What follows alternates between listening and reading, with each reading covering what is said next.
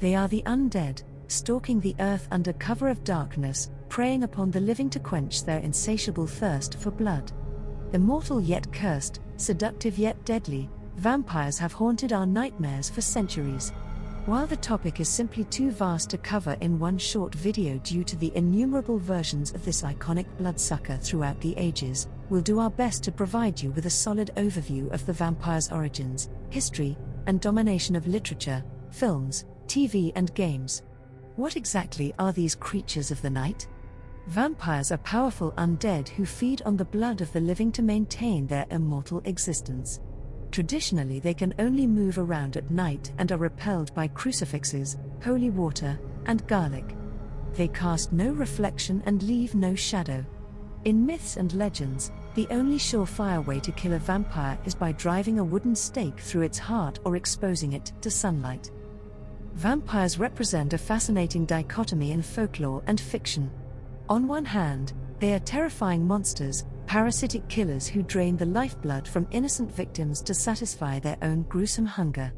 But vampires have also come to symbolize dark seduction, forbidden desires, and a longing for eternal life and beauty. The price of immortality is a cursed, soulless existence, forever craving the warm blood that once flowed through one's own veins. The vampire myth touches upon our deepest fears of mortality, of the dead returning from the grave, and of unholy supernatural evil lurking in the shadows. But it also taps into our most primal human desires for everlasting youth, physical beauty, strength, power, and sexual allure. It's this duality that has made vampires such enduring figures of both horror and romance across cultures for centuries. Beliefs in blood-drinking demons, ghouls, and revenants can be traced back through ancient folklore and mythology across almost every major civilization and culture around the world. Some of the earliest examples include the Babylonian monster Echimmu, a type of restless soul that wreaks havoc on the living and seeks to suck out their life force in an effort to return to the mortal realm. The Indian Brahmin demons called Vetalas, which are undead beings believed to haunt graveyards, terrorizing villages and feasting on human flesh and blood by night. The Malaysian Penanggalan, a female vampiric demon who can detach her head from her body at night, allowing her head and entrails to fly about hunting for newborn infants to devour. And one further example are the ancient Greek Lamia, grotesque female monsters who seduced young men and devoured children in their feasts of blood and flesh. While not exactly the vampires we know in modern interpretations, these ancient demonic spirits share key similarities with them. For instance, their undead state, their taste for human flesh and blood, their nocturnal habits, their tendency to prey upon the living and bring sickness or death. The first beings we would recognize as vampires in the modern sense seem to originate from Slavic folklore in the Balkans and Eastern Europe, dating back to the 16th and 17th centuries. Tales emerged of undead blood-sucking corpses who would rise from the grave at night and terrorize villages by draining the blood from sleeping victims, often their own family members. These early Slavic vampire stories were rooted in medieval beliefs trying to rationalize deaths from unnatural causes like plagues, famines, or vampires were simply dead bodies that had become possessed by evil spirits. Corpses of suspected vampires would be exhumed, and if their bodies showed minimal signs of decomposition like bloating or blood seeping from the mouth, it was taken as proof that the body was still feeding off the living. To kill the vampire, the body would be staked through the heart, decapitated, dismembered, or burned. It was the publishing of 18th-century poems and folklore from the Slavic traditions spreading into Western Europe that brought the creatures into the literature of the early 19th century. The Vampire by John Polidori in 1819 is considered the first work of vampire fiction in English, a Gothic short story inspired by the vampire craze and the colourful character of his friend, Lord Byron. Later 19th century vampire stories like Sheridan Le Fanu's 1872 novella Carmilla, and Thomas Prescott Prest's and James Malcolm Rymer's Varney the Vampire further contributed to developing the vampire myth and characteristics in literature. But it was Bram Stoker's 1897 Gothic horror novel Dracula that would go on to define and popularize the vampire like no work before it. Dracula introduced many of the now iconic vampire traits and mythology. These include Count Dracula as the aristocratic, undead vampire lord sleeping in a coffin and controlling other vampires like his brides. His lair in the crypt of an ancient Transylvanian castle. Avoiding sunlight and the powers of crucifixes and holy objects like the Eucharist wafer. Shape-shifting into a bat or wolf form. Immortality and control over animals like wolves. Feeding on the blood of victims, turning them into vampires through blood exchange. And last but not least, regenerative powers to heal from injuries inflicted by anything but a stake through the heart or decapitation. Stoker pulled from existing vampire folklore and earlier literary influences, but his landmark work helped fix the vampire archetype with Dracula as the quintessential evil aristocrat damned for his sins. The book was an immediate sensation, sparking the Dracula mania across Europe and America in the late 19th century. Victorian audiences were both terrified and enthralled by the Count as the evil undead monster who turns Lucy into his vampire bride. He captured imaginations as the mythic immortal seducer, a personification of secret repressed desires during an era of strict propriety and sexual mores. The stage was set for Dracula to usher vampires into the 20th century across literature, film, television, and popular culture. While Stoker's novel remained the most famous vampire work for decades, other prominent examples followed.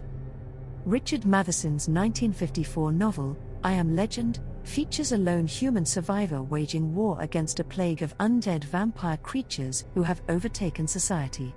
Horror master Stephen King also contributed to reviving the vampire novel's popularity with his 1975 book, Salem's Lot, about a writer returning to his hometown that becomes infested with vampires. But it was the wildly popular novels by Anne Rice that catapulted vampires into modern literary stardom and sparked a resurgence of vampire fiction in the late 20th century. Rice reinvented vampires as tragic anti-heroes rather than one-dimensional monsters. Her vampires like Louis, Lestat, and Arkasha grappled with their cursed immortality while representing the outcasts and individualism of the modern human condition. This new breed of self-aware brooding vampire protagonists captivated audiences and brought fresh depth to the genre.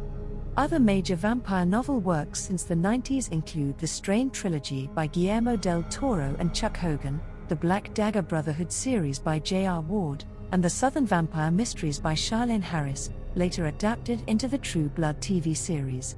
However, it was the Twilight Saga young adult vampire romance novels of the 2000s, by Stephenie Meyer, that reignited vampire mania to mainstream levels not seen since the Dracula era. The story of a human girl falling in love with a brooding tormented vampire tapped into teen angst and supernatural romantic fantasies. It became a massive global sensation across books, blockbuster films, merchandise, and fandom. While critically divisive, Twilight proved the continuing mass appeal of the vampire genre and brought vampires back into the zeitgeist of 21st century pop culture across all media. Ever since the early days of cinema, vampires have proven a captivating subject for horror films, dating back to the silent era classics like Nosferatu in 1922 and 1931's Dracula, starring Bela Lugosi as the iconic Count. The enduring popularity of Dracula on the big screen persisted through the decades with new adaptations and interpretations by acclaimed filmmakers. 1958's horror of Dracula, starring Christopher Lee as the Count, kicked off the iconic Hammer horror series. Then Francis Ford Coppola's Bram Stoker's Dracula in 1992 starred Gary Oldman as Vlad the Impaler. Beyond Dracula, other notable vampire films from the 20th century include The Last Man on Earth, a 1964 apocalyptic take inspired by I Am Legend. Count Yorga, Vampire in 1970. Salem's Lot, a 1979 cult TV miniseries based on Stephen King's novel. The Hunger, a stylish erotic vampire thriller starring David Bowie and Catherine Deneuve in 1983. And The Lost Boys from 1987, a hugely popular comedic take on vampires invading a California beach town. Vampire movies and TV shows hit even greater peaks of popularity at the turn of the 21st century, with Blade in 1998 taking vampires into the modern action and superhero realm with Wesley Snipes' iconic half-vampire hunter. The Underworld series from 2003 to 2016 blended vampires with gothic action and werewolf mythos. 30 Days of Night in 2007 adapted the terrifying graphic novel about vampires besieging an Alaskan town. 2008's Let the Right One In was a haunting Swedish supernatural romance between a bullied boy and a vampire child. True Blood, which ran from 2008 to 2014, a massively popular, sexy HBO series based on the Sookie Stackhouse novels. Then the Twilight films of 2008 to 2012 brought vampire mania to never-before-seen levels of mainstream fandom. What We Do in the Shadows from 2014 was a hilarious vampire mockumentary film and ongoing TV series, and A Girl Walks Home Alone at Night was a Persian vampire noir in 2014.